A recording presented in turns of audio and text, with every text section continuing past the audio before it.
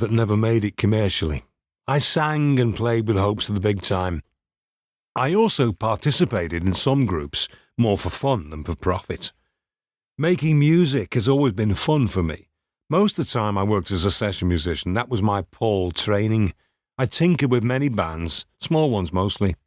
When I became Paul, his Beatle name opened all the other doors.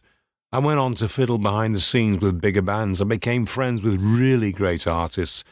Most of that work, just like before as a session musician, went on entirely anonymously. For me, it was a delight to be involved with those bands.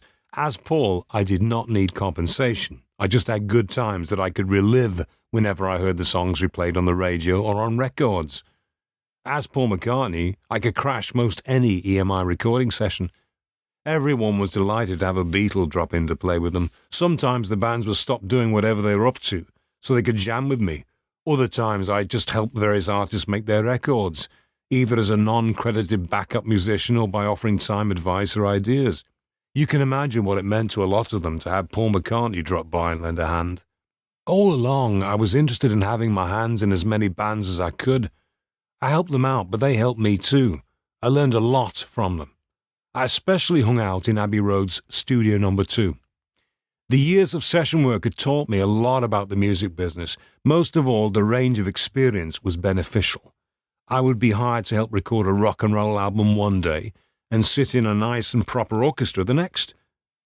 Sometimes legitimate bands would need a little extra sound that I could provide. Other times albums were put together for bands that only existed for the hour. We invented them, or somebody did.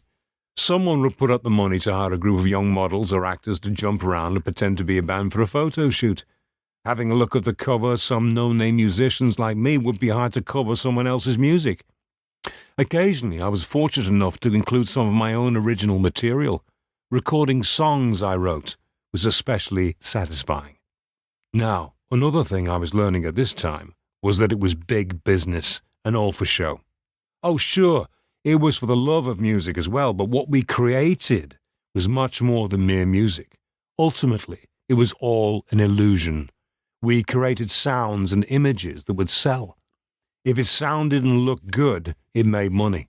It was not about reality any more than most shows are. For the show, as Brian Hines had done, we invented our own identities. Professionally, I generally use one set identity to attract business and another for any particular group. My business name was for the agents or others to call me and hook up my next gig. Usually, that was the only name I needed. Normally, names did not go on album covers and were ignored on orchestra programs.